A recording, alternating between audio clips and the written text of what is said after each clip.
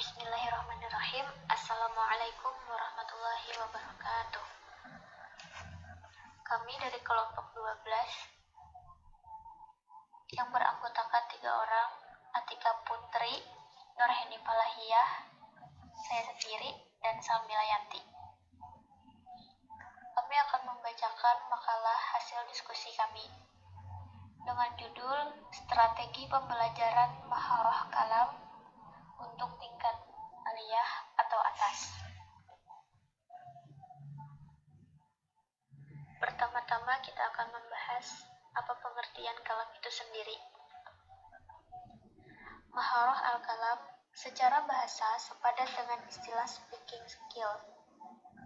Pasti kalian sudah tidak asing dengan kata speaking skill ini. Dalam bahasa Inggris sendiri bisa diartikan sebagai keterampilan berbicara. Dan berbicara itu sendiri adalah kemampuan mengucapkan bunyi-bunyi, artikulasi atau kata-kata untuk mengekspresikan, menyatakan, serta menyampaikan pikiran, gagasan, dan perasaan. Yang pada hakikatnya, maharah kalam ini merupakan kemahiran menggunakan bahasa yang paling rumit.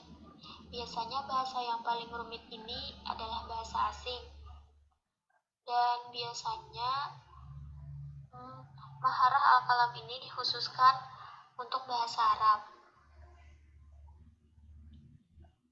Dalam artian, maharah al-kalam ini juga bisa diartikan dengan bagaimana kita mengulang-ulang terus-menerus bahasa asing tersebut sehingga kita menjadi mahir dengan berbahasa asing tersebut.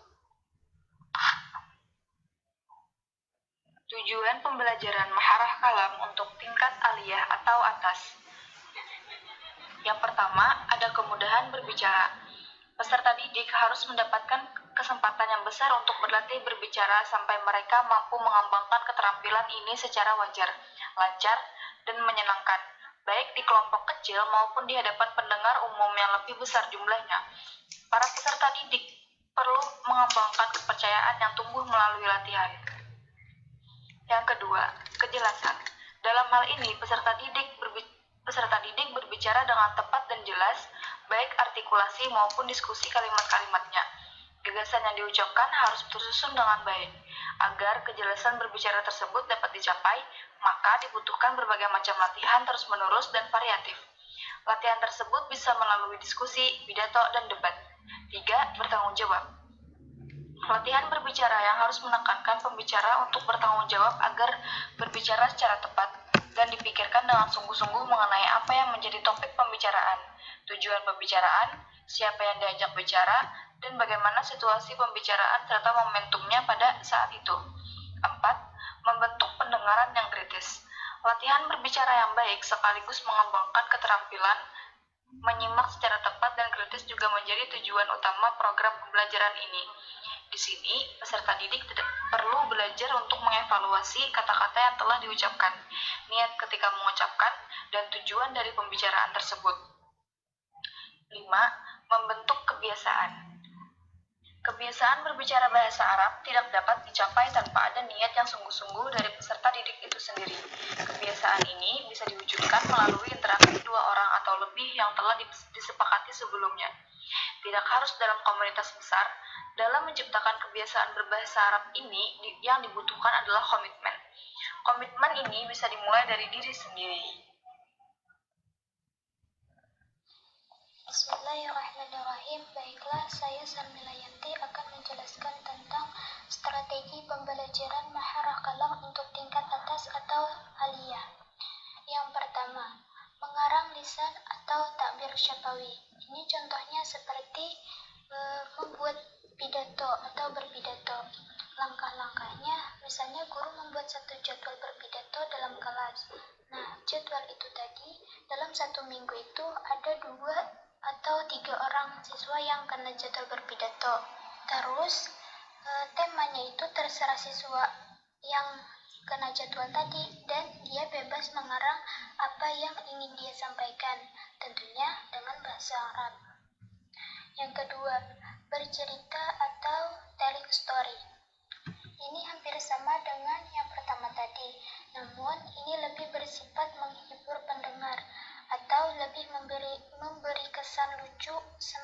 sedih, atau kecewa, tergantung dengan tema yang ingin dia sampaikan. Dan langkah-langkahnya, biasanya guru memberi kebebasan dalam memilih tema. Karena kalau guru yang memilih tema untuk bercerita, mungkin tidak semua siswa bisa. Kenapa? Karena kan misalnya gini, kalau guru misalnya memberi tema tentang mendaki gunung, kan tidak semua siswa pernah mendaki gunung. Nah, maka dari itu guru memberi kebebasan dalam memilih temanya. Lanjut yang ketiga, menceritakan peristiwa atau pengalaman berkesan. Tentunya setiap orang pasti memiliki peristiwa atau pengalaman yang berkesan. Nah, dengan menceritakan peristiwa atau pengalaman berkesan tadi, maka dia terlatih dalam berbicara bahasa Arab. Yang keempat, laporan pandangan mata. Ini misalnya guru memberikan tugas kepada siswa untuk meneliti sesuatu. Nah, setelah itu siswa memberikan laporan kepada gurunya tersebut sesuai yang dia lihat, tentunya dengan bahasa Arab juga. Yang kelima, wawancara atau muqabalah. Tentunya yang namanya wawancara pasti ada penanya dan ada penjawab. Nah, ini bisa dipraktekkan antara siswa dengan siswa atau temannya, atau bisa langsung siswa dengan gurunya. Yang keenam, diskusi atau munakasyah. Diskusi ini bisa dilakukan atau dipraktekkan dengan antar individu, yakni siswa dengan siswa, atau siswa dengan guru, atau bisa juga kelompok dengan kelompok. Yang ketujuh, memberi petunjuk.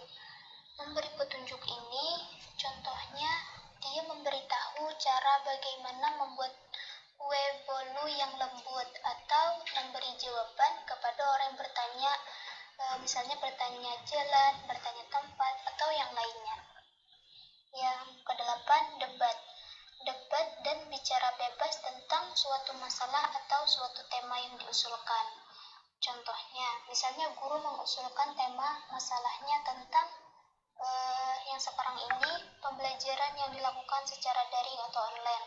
Nah, tentunya dalam debat pasti ada yang pro dan kontra. Nah, maka ini bisa dipraktekkan antar individu dengan individu atau kelompok dengan kelompok. Nah, dengan strategi-strategi yang tadi ulun jelaskan, kalau kita menerapkannya untuk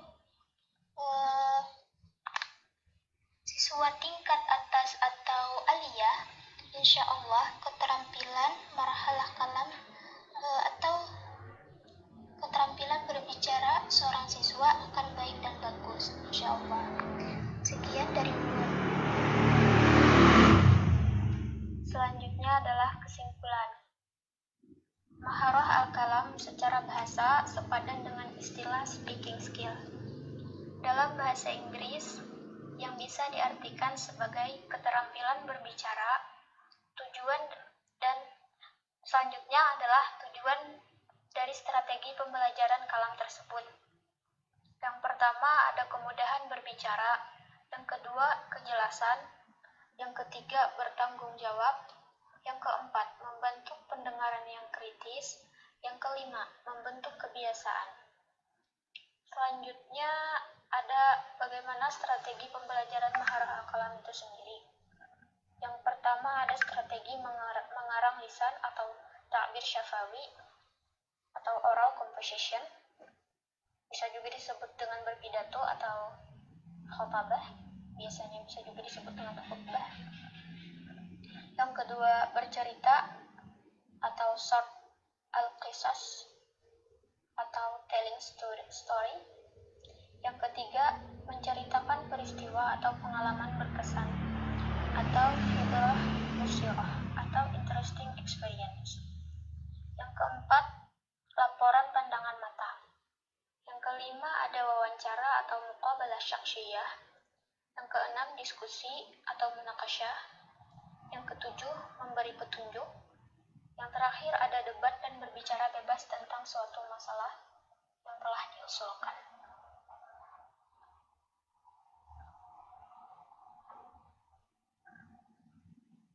Setelah pembahasan penjelasan di atas tadi. Silahkan kalian jawab pertanyaan-pertanyaan ini. Selamat mengerjakan. Demikian dari kami. Salah hilaf mohon maaf. Bagi yang ingin bertanya, silahkan tulis pertanyaannya di grup. Terima kasih. Wassalamualaikum warahmatullahi wabarakatuh.